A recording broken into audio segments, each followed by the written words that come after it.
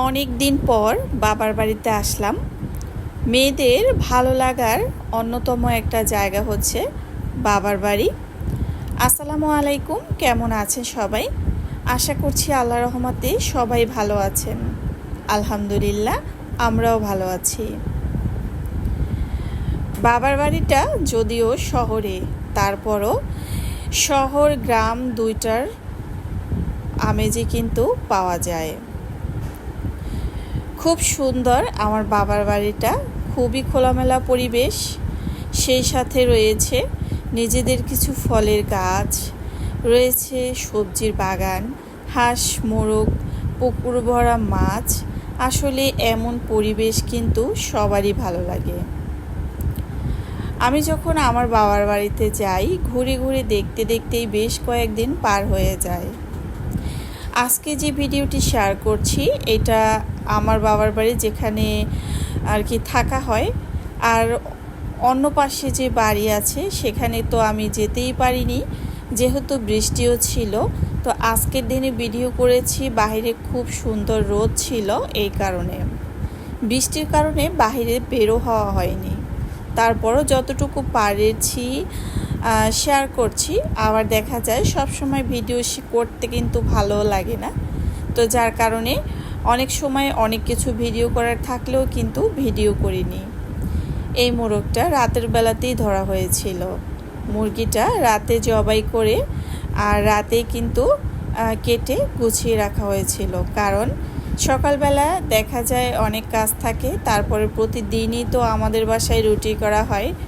তো সেই যে একটা ঝামেলা তো রয়েইছে, তো সব মিলিয়ে দেখা যায় সময়ের সাথে আর কি হয়ে ওঠে না।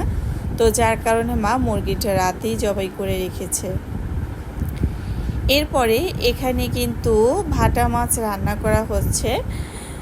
আর ভাটা মাছ খেতে কিন্তু খুবই ভালো লাগে, বিশেষ করে বাবা তিনি কিন্তু খুব পছন্দ করেন। ভাটা মাছ আমাদের বাড়িতে খাওয়া হয়, যেমন আমি খাই, জিসানের বাবাও খায়। আর এছাড়া বাবার বাড়িতে আমার বাবা আর আমার ভাই খায়, আমার বোন বা মা কিন্তু এই মাছটা খায় না। তো যাই হোক, দেখা যায় মা অনেক মাছই বাছেন, যার কারণে কিন্তু বাবাও সব ধরনের মাছ খেতে পারে না।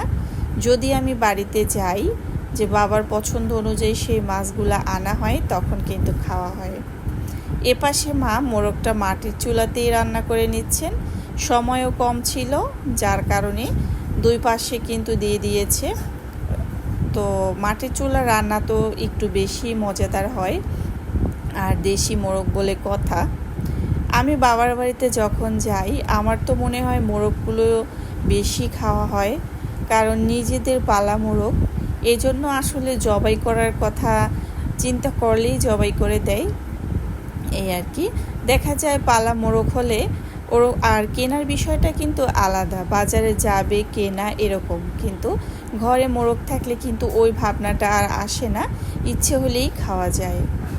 মোরগ তো মা রান্না করে নিচ্ছে, আর সাথে কিন্তু পোলাও রান্না করে নিচ্ছে। পোলাও আমার আর আমার ছেলের খুবই পছন্দের একটা খাবার। মা পোলাও রান্না করলে সব সময় সেখানে কিশমিশ আর আলু বাখারা দেয়।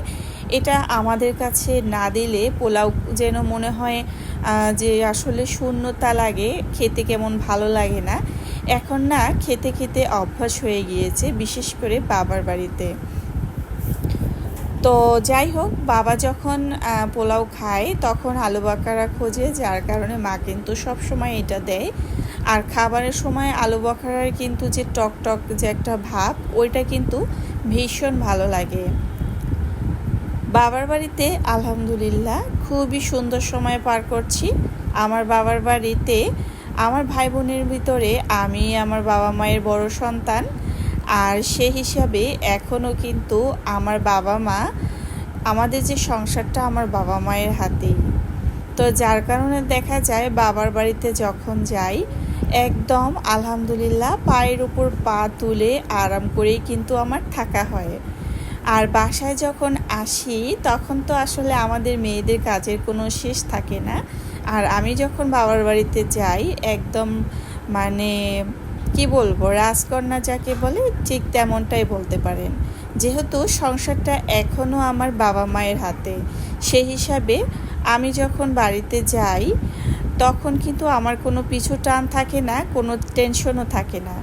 যদি দেখা যায় ভাই বা ভাইয়ের বউ সংসারে থাকে, তাদের কর্তৃত্ব থাকে, তখনকার ব্যাপারটা কিন্তু অন্যরকম।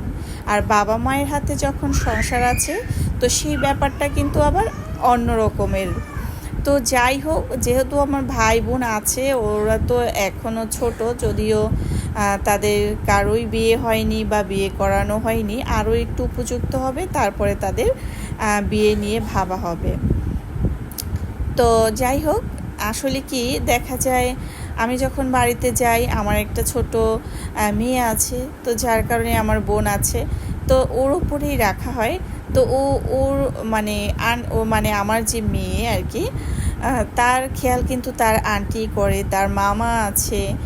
তো আসলে সব মিলে দেখা যায় কি, আমার তো সংসারে কোনো কাজকর্মের চাপ থাকে না, আমার মেয়েকে নিয়েও কোনো টেনশন থাকে না। তো দেখা যায় খুবই সুন্দর সময় পার করি আলহামদুলিল্লাহ। আগে একটা সময় অনেক বাবার বাড়িতে যাওয়া হতো, এখন যাওয়া হচ্ছে না।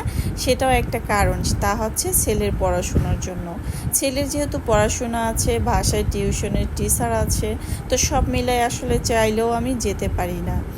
তো এই তো ভাবলাম, যেহেতু কোরবানির ঈদটা শ্বশুরবাড়িতেই করা হবে, এই কারণে আমিও কিন্তু চলে আসলাম বাবা মায়ের সাথে দেখা করতে। কারণ তাদের সাথে দেখা না করে আমি যে শ্বশুরবাড়িতে যাব, আমার কাছে একদম ভালোই লাগবে না। তো ভাবলাম তাদের সাথে একটু দেখা করে যাই। বিকেলবেলা বাড়ির পিছনের অংশটাতে চলে আসলাম, আর এখানে এত সুন্দর পাট শাক হয়েছে দেখে মনটা একদম ভরে গিয়েছে। আর এখানে কিছু ডাঁটা শাক, মানে অনেক রকমের শাক রয়েছে, মনে হয় যেন কাঁচাই খেয়ে ফেলি। আসলে আমার মা এগুলো আসলে তেমন কেয়ার করে না। কেয়ার বলতে মানে আমি যেরকম শহরের বাসায় থাকা হয়, সবুজ শাক সবজি দেখলেই যেমন আমার খাবারের আগ্রহ জাগে, যে খেতে পারতাম এমন একটা ভাব থাকে। তো অবশ্যই খাওয়া হয় যদি বলি যে এইটা রান্না করো বা এই সবজিটা রান্না করো, তাহলে মা রান্না করে দেয়। কিন্তু তারা যেহেতু সব সময় খায়, এই জন্য তাদের কাছে ওটা তেমন কোনো ব্যাপার বলেই মনে হয় না। তো এই আর কি। তো এই ভিডিওটুকু ছিল আর কি আগের ভিডিও করা আমার বাসার ভিডিও। তো ভাবলাম একটু শেয়ার করি, এই আর কি। যেহেতু কয়েকদিন ধরে ভিডিও শেয়ার করছি না, আর মানে একেবারেই খুব ছোট ভিডিও, এই কারণে আর কি শেয়ার করা। এটা আসলে বিকেলবেলা ছাদে গিয়েছি, তখন দুইটা পাখি আর কি রেস্ট করছিল। তো আমার ছেলে দেখছিল আর হাসছিল, তো ওর কাছে ভালো লাগছিল, সেই সময় ক্যামেরা বন্দি করে রেখেছিলাম, এই আর কি। তো যাই হোক, আলহামদুলিল্লাহ খুবই সুন্দর সময় পার করেছি বাবার বাড়িতে। আর এত সুন্দর পরিবেশ, মানে বাবার বাড়িতে আসলে আমার নিজের সংসারে ফিরে যেতে মনই চায় না। যখন আসি, কয়েকদিন থাকার পরে যখন আসি, তখন না মনটা খুব খারাপ লাগে। তো যাই হোক, অনেক কথা বলার ছিল, আর ভিডিও শেষ হয়ে গিয়েছে। আজকের মতো এখানেই বিদায় নিচ্ছি। আল্লাহ হাফেজ, আসসালামু আলাইকুম।